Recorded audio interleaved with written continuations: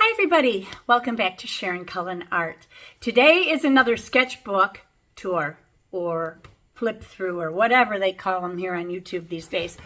I cannot believe that this is the wrong cup, I got too many drinks going, got a sketchbook done in 1 month. 1 month. I did go back on April 1st to finish something that I had started at the end of my sketchbook. Well, I finished it, but didn't like the way it turned out, so I kind of went over a little bit. But I started it on, let's see, I posted it on Instagram. I started on March 3rd, 2023, and ended on March 31st, 2023. Now, I did not do both sides of the paper in all cases. Sometimes I did, but quite often I journaled, and I do have mistakes in here and stuff, but like I journaled on some of them. So pages are used for the most part, or dirty because I get very sloppy, but whatever. I am just so glad to be done with this Zeta sketchbook. Now I will tell you one thing. I had somebody comment, and gosh, I can't remember her name. Let me look it up. Well, for some reason, I cannot find it. I don't know which video it was on, but I'll tell you what she said. I wanted to give her credit. She said to me that when you're using Stillman and Birn sketchbook, she contacted them with the same problem. She didn't like that this was in the way and things didn't lay flat and the books didn't open well. And I found her. It was from a couple weeks ago. Her name is Judith Utter, and she's the one who told me. Breaking in Stillman and Birn's Alpha, Gamma, or Epsilon hardbound sketchbook so it lies flat. This is a Zeta, but I'm sure it's the same for all of their hardcover books. It says, for all of you kindred spirits who share my infatuation with Stillman Birn, Alpha, Gamma, or Epsilon hardcover sketchbook, I have some great information to share with you. I was talking on the phone last week with Stillman and Birn co-owner Michael Kelman, and he told me that their hardbound books have been designed to open completely flat. Tully, you got to move over, honey. Lay down, lay down. And thank you, good boy. And they have a flexible binding. Yep, that's right, she says. In order to achieve this, you have to break in the book before you use it by opening the center of the book. Oh, center of the book. And I must have done this because I read it and did what she told me to do. Open the center of the book and bending the pages and covers back 360 degrees. That would be all the way around. I think she means 180 degrees until they touch like that. Now, I did not go that far, but she says, then go through the book and do that throughout the book, gently bending the pages and covers back. I know you're thinking the whole book will fall apart, and that's what I thought. And I would never in a million years have done it if he hadn't told me to. But when I got off the phone with him, I went straight to the new Stillman and Birn sketchbook I was about to start and did exactly what he said. My husband walked in and was horrified. He thought I was destroying the book until I explained it to him. After bending the pages and covers gently all the way back and from the middle of the book, I did the same thing from the center of each signature where the stitching is. You can see signatures in a book, you know, how each section separates. Then I again started from the middle, working toward the front, opening every page spread that way. Then I did the same from the middle toward the back. Don't use every ounce of brute strength that you have, because if you try hard enough to pull that book apart, you'll probably be able to do it. I don't think bending it you'd be able to do it, but tearing it this way would do it. When I was finished going through the whole book twice, like that, every single page spread laid down flat, no deep gutters to cross. It was a miracle. I'm so excited about this. Try it, it works. The reason why you want to do this before working in a Stillman and Birn's book is because if you paint across the 2-page spreads like I do, adding that flexibility to the binding reveals more of the white paper in the gutter area, which is a problem I had. So if I painted a 2-page spread, I had this lump here to go over. That the flexibility to the binding reveals more of the white paper in the gutter area. If I were to do it to my almost completed alpha book, I'd have a white vertical stripe down the center of nearly every painting I had done in that book. I've noticed while working through the book that as it is broken in a little bit by itself, some of that white in the middle has been revealed on some of the page spreads. Not only will the books lie much flatter by breaking them ahead of time, but it will also stop those white center areas from appearing later on as the binding gives with use. The Stillman and Birn hardbound books are apparently have a triple binding process that involves 3 different types of adhesion. It is this triple process that enables them to undergo the bending and binding and page spreads back that way without damage to the spine and keeping all the pages intact. This is such wonderful news for those of us who work across the 2-page spreads. I had to share. This info came from Hudson Valley Sketches blog spot. It works. I did it many years ago with good outcome. Hudson Valley Sketches blog spot. But she said it came from the co-owner up above on the phone. I don't know what that means. Anyway, I don't know if I read to the bottom of that, but I did it and it works. So I no longer hate Stillman and Birn's books. Do I hate the Zeta? I certainly do for wet media, and they warned me. They said it's not really a wet media book, although it's very heavy, the paper. So I thought I could do it, but it will not do any scrubbing. Washes are a problem because when you put paint over the wash, the first layer of the paper starts to peel up. Very bad. Now, would I try something else that she used? I would. She said the alpha, gamma, or epsilon. I may try one of those. I think I had an alpha, maybe I had a beta. It was like a natural color paper, and I don't go for that, and it was a gift. I never did finish the book, and I'm sorry to him. God rest his soul. But I may look into the gamma and epsilon and try it again, because now that it's done, I kind of liked it, except for the paper. And I kind of like the portrait style because I do so many vertical spreads. But let me turn around and show you my sketchbook now, because I just blabbed on for 8.5 minutes. Okay, let me make sure that I have you in the right spot. I got to pull my lamp back down. There we go. Yes, this is the right spot. I'll move you over this way, away from the dog a little bit. Okay, so this is the Zeta Stillman and Birn book. This is my volume 25. I have other volumes that I never numbered, so I was going to paint the cover, and maybe I still will, but I just have these cheap stickers put on here. This is my first page, my first page spread. You all saw that in a previous video on probably March 4th.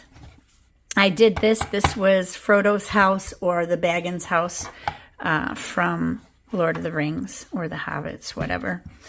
Then here, this is a sketch from the Room Portrait Club. I've told you about that. It's on Instagram. If you look up Room Portrait Club, you will find their sketches, or she posts sketches that people have done, but she also posts the photos that we're doing for the week.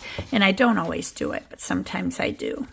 This was just a photo reference I found and thought it would be a challenge to draw because I'm not used to drawing lots of houses. And it was. I screwed it up front, but you really can't tell unless you look at the photo. So I did that solely in fountain pen without a pencil, which was a scary endeavor. So I couldn't fix anything once it was on the paper.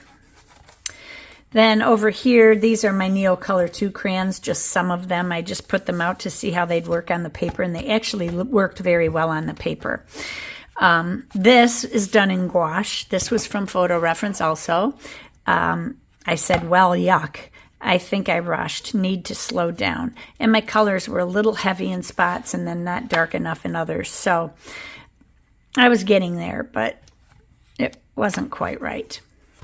Then that same day, I decided to do a sketch. I just wanted to do something else to loosen up. And so I just did this quick sketch of a window.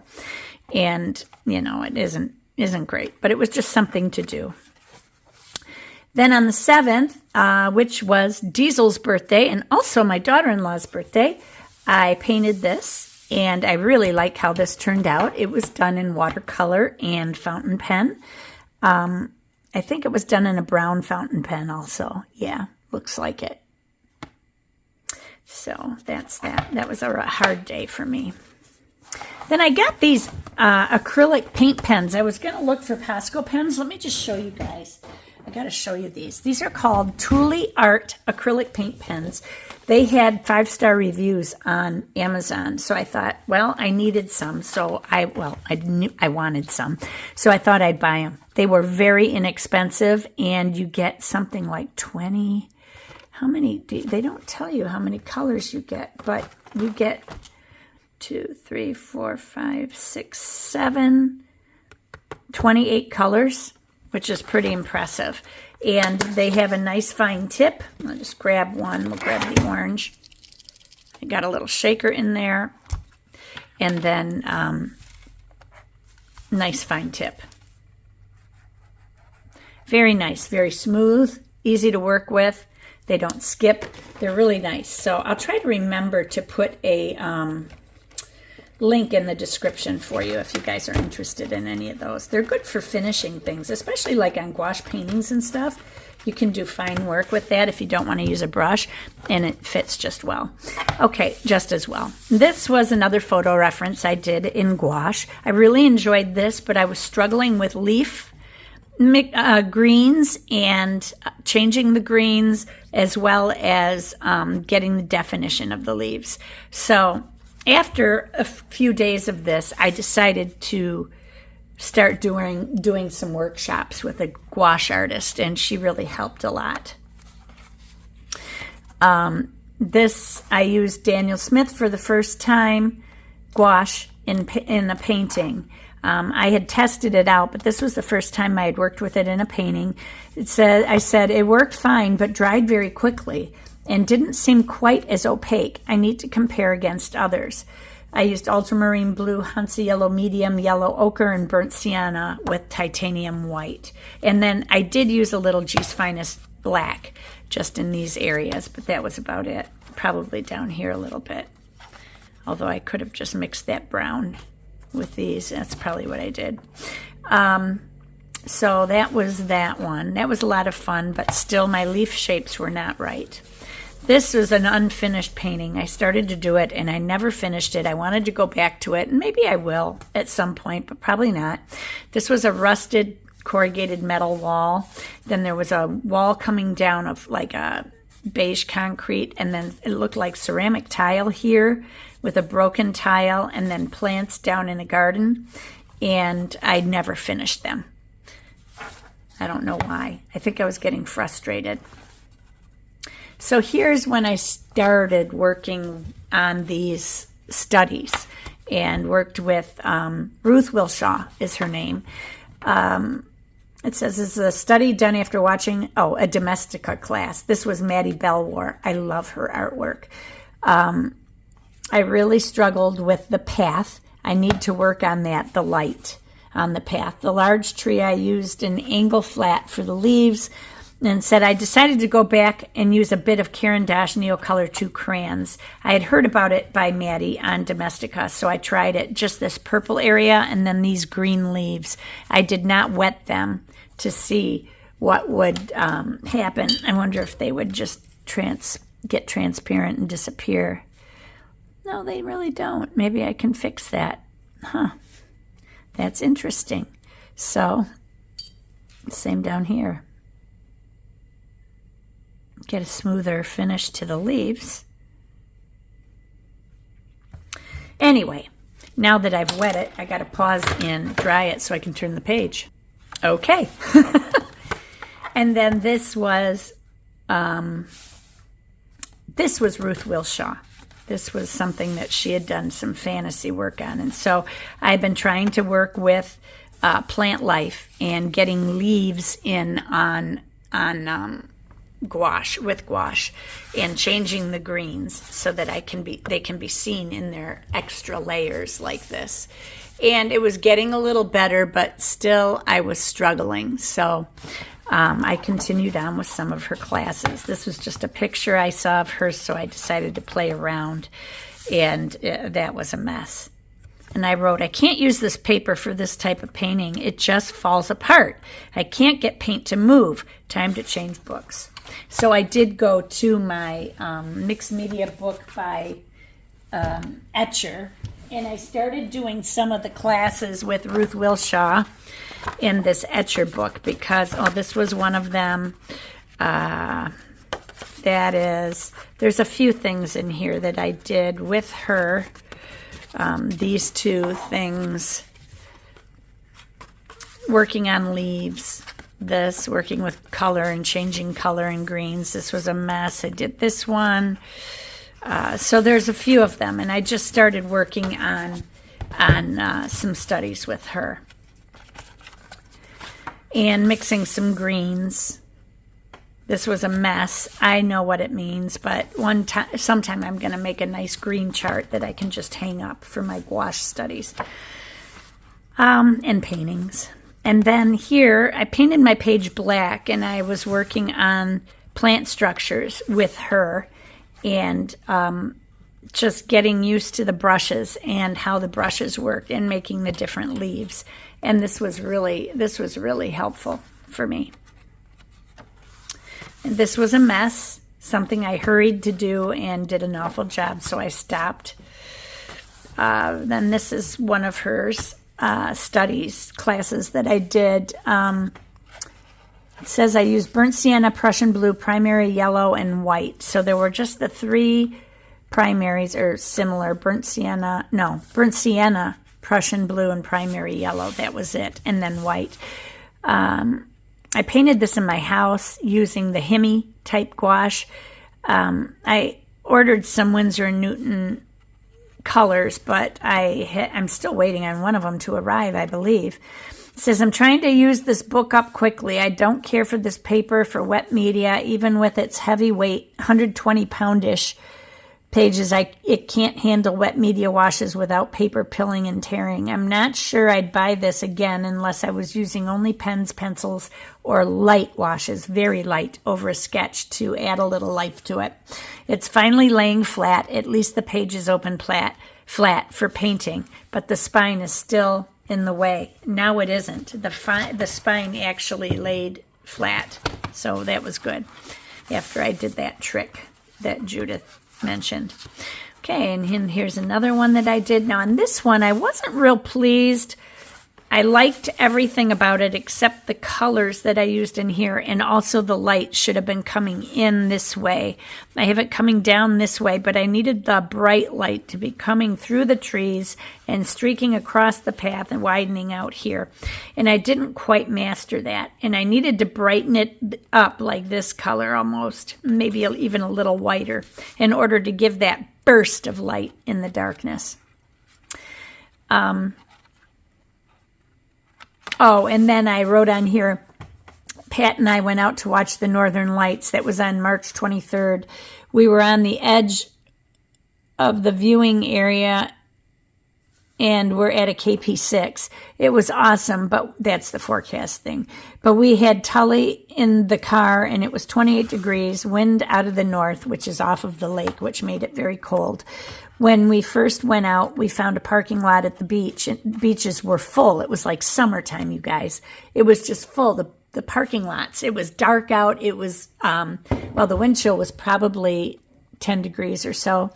And it was like summertime, except for the temperatures. On the next spread, I'm trying the Northern Lights in gouache, which I have never done on this, and this paper is crap. So on the next page, you'll see.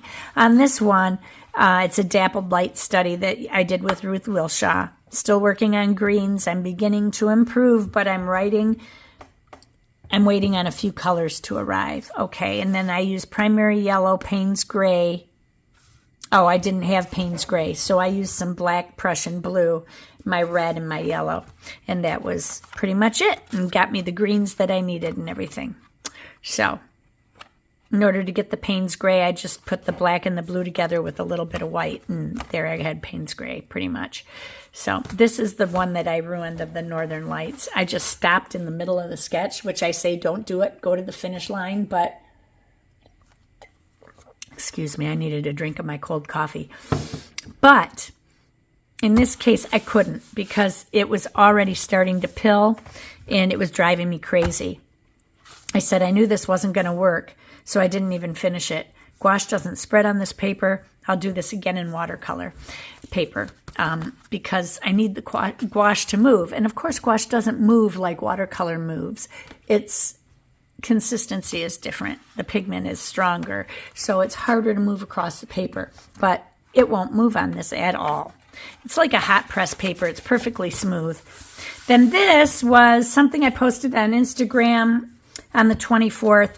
I was playing around trying to do a frosty colored painting and noticed that somebody else had something very similar to it online that she was selling. So I decided not to do a video on this because I didn't want any copyright problems, even though I was looking at a photo. But anyway, here on the 29th, I did a quick sketch. I had my carpal tunnel surgery on my hand the day before.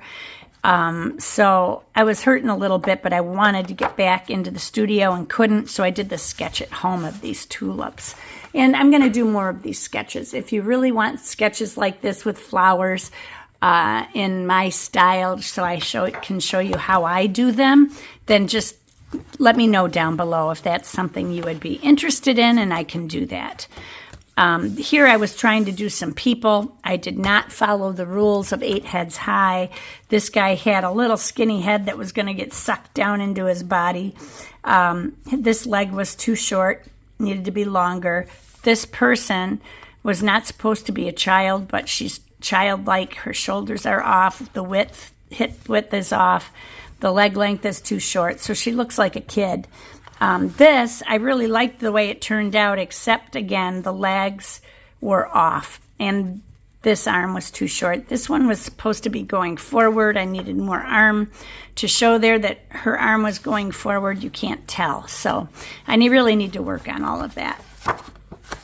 Then I did another sketch of some daffodils, and I said it's another sunny day, nice. I keep thinking about spring flowers. The deer kept stopping by looking for these tender little shoots, so I need to get my Milorganite down, which is an all-natural fertilizer that is safe for animals, and it helps to keep deer away. They will not eat it because of the smell. It probably smells like manure to them. Really is pretty much odorless to me, though. Then this was the video I did the other day of the frosty scene. That was on the 30th, and then I also did that. After I finished this painting, I did this painting, which I do have a video for. Not many people liked it, though, on Instagram. Although I'm not getting many of my viewers back since I took time off, it seems that I have lost a lot of views on my Instagram pages. So I don't know if people like this or not, or want me to post the video of it. I do have it, but I kind of go by feel of what people are liking, and I'm just not getting the likes. So, and then this is the last one that I went back the next day, so I wrote April 1st here. But it was finished the day before. I didn't like it. I erased all this. I went over it with a wet brush and then dabbed it up with paper towel and went over it again, and I still screwed it up. So that is it. And then I just did a little journaling on the last page, and I was using my brushes or my fountain pens, my Sailor Feud nibs, and these two were the exact same nib, and this one just is not working right. I may have to order a new pen, my green one, but I'm still going to try to bend the nib and see if I can get it to work better. Otherwise, it's going in the garbage. So even if I ruin it, it's not a big deal. So that's it with my Zeta book. Now I got to figure out. Well, I'm going to finish this book.